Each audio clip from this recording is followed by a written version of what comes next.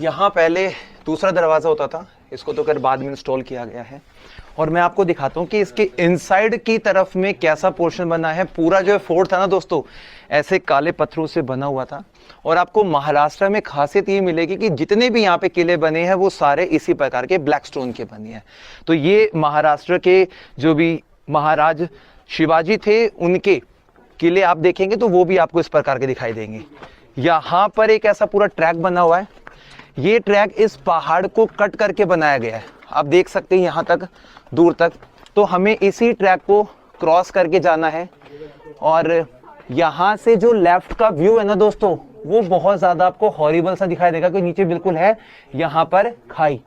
और ये जो पूरा पठार है, प्लेट्यू है ना, ये दो तरफ से 90 डिग्री पे है और जो रास्ता है वो 70 डिग्री पे है। तो हम इसी को अभी धीरे धीरे कवर करेंगे और यहाँ से देखेंगे कि कितनी दूर तक अभी हमें जाना है और क्या कुछ हमें यहाँ पे नया देखने को मिलेगा इस किले को एक्सप्लोर करते वक्त।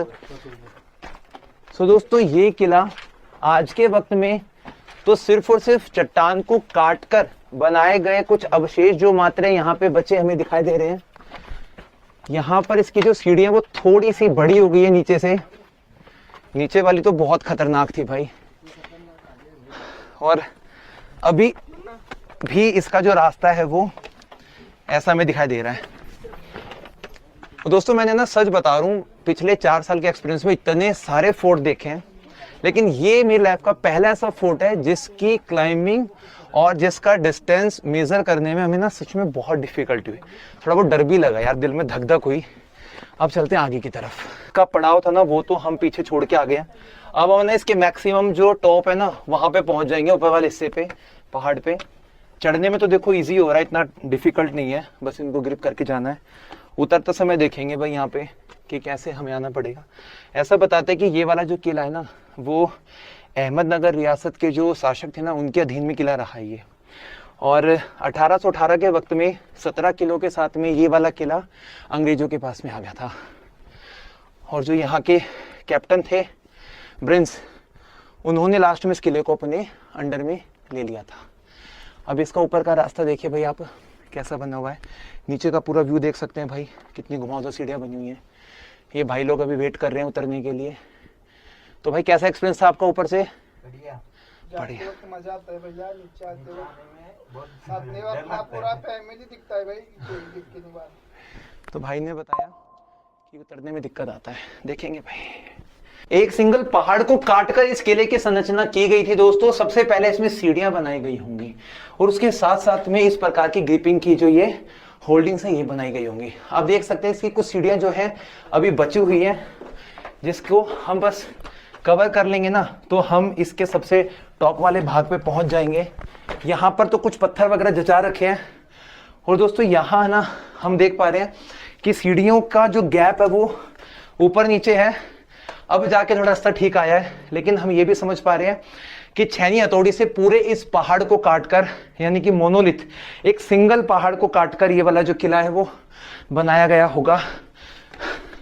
पूरे महाराष्ट्र में इस प्रकार के बहुत सारे किले हैं, लेकिन उन किलों में से यदि हम बात हरिहरगढ़ किले की करते हैं तो 1636 में ऐसा पता लगा था कि यहाँ के जो राजा थे ना शाहजी भोसले, उन्होंने इस किले को जीता था। और जब वो त्र्यंबक किले को जीतने के लिए चढ़ाई शुरू की थी तो उन्होंने तिंगलवाड़ी के, पूना के किले को जीता। और जीतने के बाद में ये जो पूरा क्षेत्र है दोस्तों, ये मुगलों के अधीन उस समय के एक जनरल हुआ करते थे स्थान के, जमाल नाम के, उनको ये वाला जो स्थान है वो दे दिया गया था।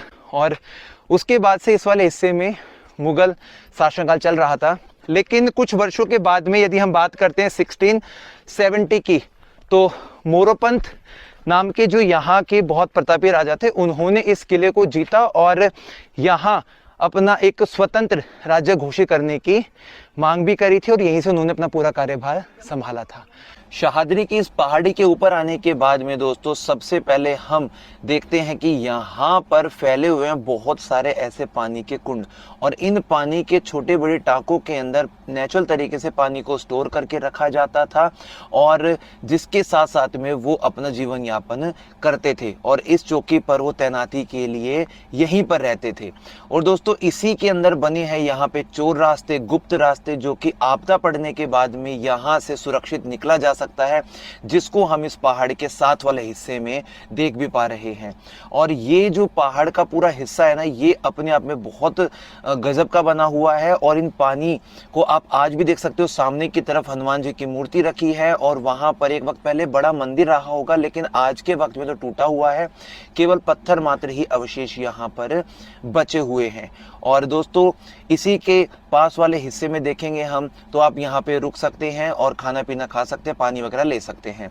तो ये जो टेम्पल बना हुआ है दोस्तों, यहाँ पर आप इस पूरी बनावट को देख सकते हैं, उसके सिर्फ और सिर्फ रूइंस यहाँ पे पड़े हुए हैं।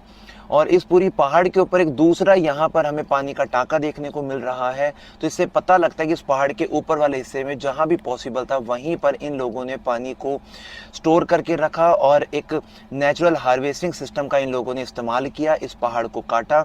और दोस्तों इसी के साथ साथ में आगे की तरफ में हमें एक दूसरा कमरा दिखाई दे रहा है, वहां पे हम जा रहे हैं। पहाड़ चोटी के एक एंड पर आने के बाद में दोस्तों काफी छोटे छोटे हमें यहाँ पे जो टैंक्स हैं वो दिखाई दिए हैं पानी के, और इन्हीं टैंक्स के अंदर आज भी जो पानी का स्टोरेज है वो हमें देखने को यहाँ पर मिल रहा है। और दोस्तों सामने की तरफ में आपको जो काले पत्थरों की इमारत दिखाई दे रही है ना, इसे कहा जाता था पहले का बारूद खाना, यानी कि लड़ाई के लिए जो बारूद का कलेक्शन था इकट्ठा यहीं पे रखा करते थे सैनिक वगैरह। और इस बारूद खाने को हम थोड़ा एक बार इस दिशा से देख लेते हैं कि इसका जो पूरा स्ट्रक्चर है वो कैसा बना हुआ है। तकरीबन ये 14 फीट, ये इधर से हमें इसकी चौड़ाई दिखाई दे रही है, और इधर से हम देखते हैं तो लगभग ये 20 फीट ये लंबा होगा।